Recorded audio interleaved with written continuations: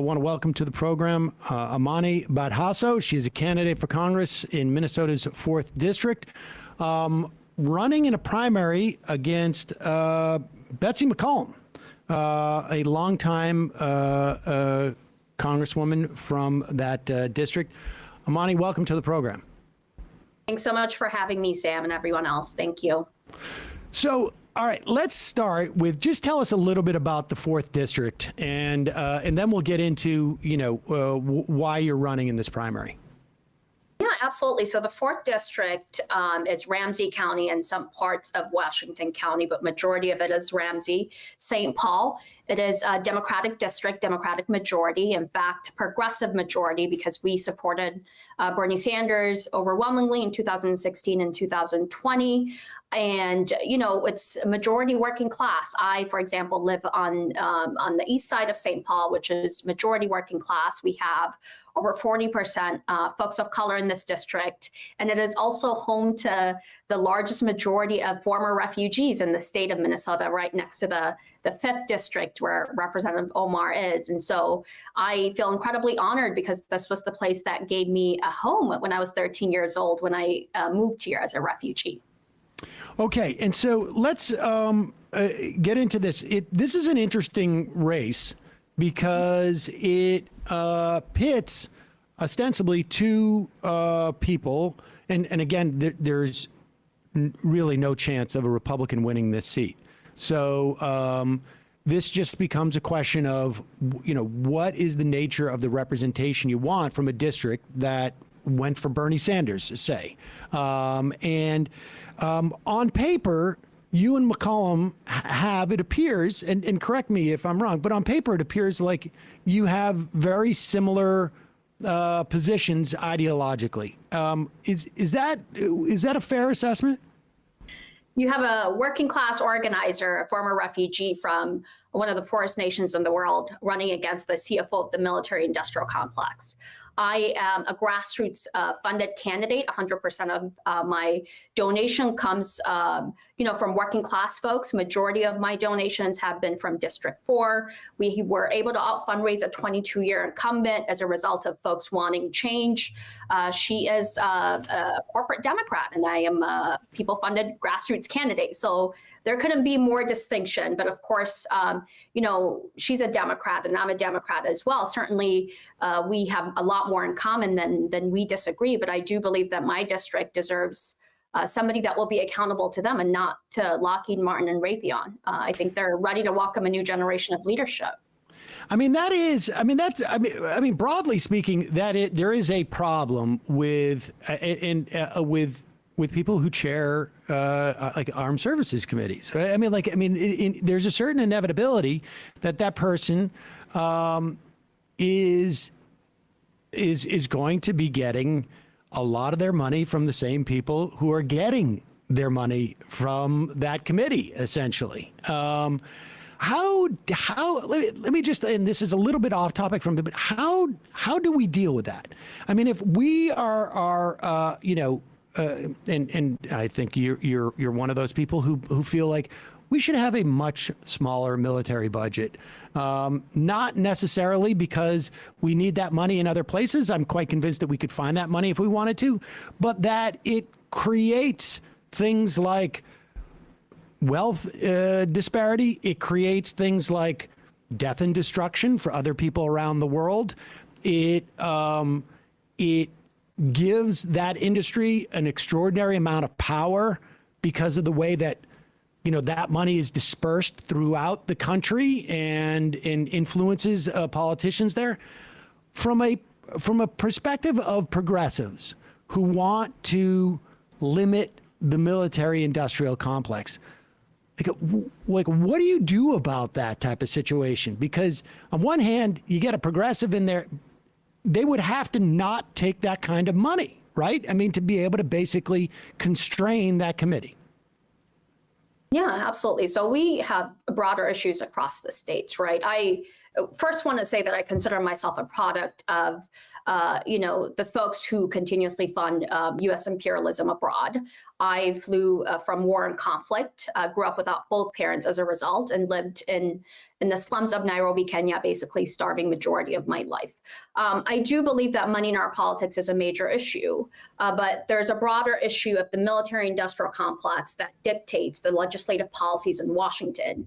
As you know, recently, we are always able to fund the military and the Pentagon billions in excess of what they ask for. My opponent, for example, Betty McCollum, who is a self-proclaimed progressive, has voted to increase the defense budget 22 times. Mind you, they're giving $30 billion more than they asked. And I think that has much to do with serving the defense contractors that fund them. So if you're going to have the likes of Lockheed Martin and Raytheon funding you, of course you're going to increase their budget. Of course you're going to be there to serve them. But the folks in my district, as I mentioned to you, many of us refugees, many of us immigrants, many of us who have lived paycheck to paycheck, continuously work 2 or 3 jobs just to be able to make ends meet. We deserve a representative that's willing to fight on our behalf, not Lockheed Martin or Raytheon. And I think that's the argument we're making here in the 4th District. What we're saying is this is a progressive district. Folks want, access to a living wage. Folks want somebody who's going to show up, host town halls and forums.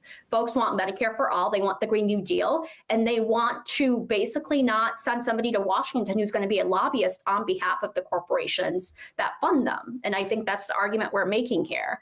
But with regards to the military-industrial complex, I think it requires us to have a backbone, right? Both the voter and also folks in government to actually come to a reality that we shouldn't be funding wars and weapons. We should be investing in our communities. We should be funding schools, right? I think it's misplaced priority. And I think certainly status quo politicians are the reason why we are in the position that we are, which is why we need a new wave. We need a new wave of progressives who have, the courage to step up and run. It's not an easy endeavor, certainly. Yeah, and I when I look at someone like McCollum, who is a co-sponsor of Medicare for All, and again, on paper, this looks good.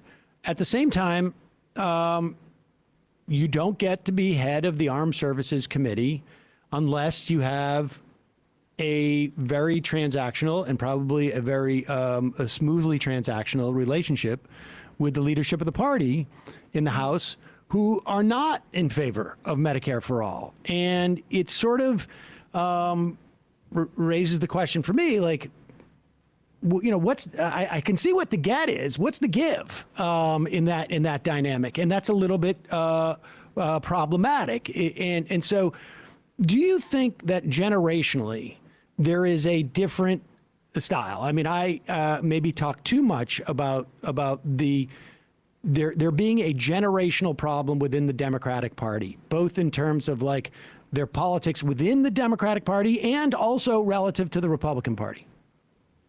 So I think the establishment knows that we're always going to vote blue, right? Regardless of whether they move on important legislation or not. I think that's another problem that we have to address. But, my opponent signed on Medicare for All, but takes a lot of money from private health insurance, right? This year was the only year in the past several years that I've heard her talk about Medicare for All, because now there's a tough challenge to her leadership. But I think, honestly, the main reason why we are saying that we want folks who are accountable to people in the district, who are not taking any money from big pharma, fossil fuel industries, big oil, et cetera, no corporate PACs, right, is because we know money has tremendous influence. You can sign on a piece of resolution or legislation, but it's how hard you fight for that, right? Especially when you're in a position to actually make a difference, especially when you're the darling of the establishment, right? In a safe Democratic district. And so for me, it's more than just paying lip service to the issue. Occasionally when you're challenged by a working class organizer, it's about how hard are you willing to fight for Medicare for All? And we don't have it, quite frankly, to be very honest with you, because we have the establishment that caters more to the corporations than to us, than to working class people. And I should say, I've been corrected, that McCollum is the chair of the Defense Subcommittee on the Appropriations Committee, which is, I mean, it is as it sounds. That's where it's basically the spigot of where the dollars flow. But you mentioned, the idea of the Democrats understanding that, and assuming, and I think it's a safe assumption, and I certainly operate in this way, that way more often than not, we're going to end up voting, pulling the lever for the Democrat, because particularly, I mean, in nearly every district in the country, it seems to me, the Democrat is going to be less bad than the Republican. In some instances, they'll be good, but in terms of that baseline, so what do you, I guess I should put it this way. Do you see electing people like yourself who are, whose funding does not come from corporate interests, who are, well, come from an organizing background as the key to dealing with that issue, particularly in a district where it's not going to go Republican? Like, I mean, my theory has always been, like, in districts like that, we need the furthest most left, both in terms of ideology, but also in approach that we can get. Absolutely. So, Sam, I'll tell you just a little bit more about my candidacy. So, first quarter out fundraised a 22-year incumbent. We turned out over 2,000 newcomers into the caucus and convention process in my state, which is sort of this elitist, party operative only process. And we're close to actually winning until disenfranchisement efforts took place, because they were shocked that a new political comer could accomplish as much as we have been able to do. The main reason why we talk about grassroots funded candidates is we're not going to be there to appease or to work for the leadership. We're going to be there to work on behalf of working class families. We're not going to be there to work on behalf of big oil or big pharma, right? We don't have that sort of established status quo. I'm here to serve you up until I get that chairmanship or chairwomanship. We can have actually somebody that's going to boldly organize and fight for Medicare for all, because we know that tough fight is not going to happen overnight, right? But the more of us that are part of the Progressive Caucus, by the way, my opponent is not a member of the Progressive Caucus, where we can actually prioritize important legislative policies and fight on behalf of working class families. What's the point of a Democratic Party that continues to sell out to the corporate PACs or to the defense industry or special interests? It makes no sense for me. And so I think my folks are ready. They've been ready when they voted for Bernie Sanders during the presidential election. And I think they are ready today, because you wouldn't see this race as one of the most challenging races in the state of Minnesota against a 22-year incumbent if folks were like, we are tired of the same status quo politicians who occasionally show up once a year to take photos, but are doing nothing to actually fight for poor working class folks across our district. And we should also say, it seems to me, and maybe you'd have a better sense of this, Minnesota is a purple state. I mean, it's blue, but it's purple. Mm-hmm. And the idea of having candidates who are more tied to the community, who are bringing out new voters, this adds value to the top of the ticket, because when we talk about Wisconsin or Pennsylvania, or we talk about Arizona or Michigan and maybe Minnesota, we're talking about thousands of people. We're not talking about we're not talking about hundreds of thousands of people. We're talking maybe about thousands or tens of thousands most that are going to make the difference in these presidential elections and senatorial elections. And for any given district to bring out a new percentage of voters has value to even like the mainstream, even even those people who are even the establishment Democrats, it seems to me. Yeah, absolutely. I think this is a race, basically establishment versus folks wanting somebody that will work on their behalf. We have a tough statewide race with Governor Tim Walz being on the ballot, and he's certainly going to need all the folks that we've been able to turn out. If you look at CD5, they're represented by a courageous Congresswoman, Ilhan Omar. Their turnout is huge. they're actually one of the main reasons why we're able to hold statewide as Democrats. And so you have an opportunity in District 4 where there's extremely low turnout, no engagement of diverse coalition, and you get a chance to actually have somebody that's going to mobilize the community, that's going to be in the community. And yeah, it's really unfortunate what the establishment was able to do here in attempts to disenfranchise newcomers because they felt as though, the congresswoman would be losing the endorsement. But I will say, we're going to continue to expand the electorate. We're going to continue to have some tough conversations. Majority of my work for the past 14 years has been hearing from folks about the absence of their congresswoman, about how they don't know what she actually does, but they know she has some huge title. But for them, for the small businesses that have closed down across the east side, across the west side, they need somebody that's going to fight on their behalf. And Betty McCollum just isn't it. I'll be very frank and honest with you. We have heard time and time again that she's going to deliver on Medicare for all, that she's going to deliver on the Green New Deal while taking money from the folks that want to ensure that it doesn't go anywhere, really. And so we deserve better than empty lip service. And what we will do this August is actually send a message to the establishment.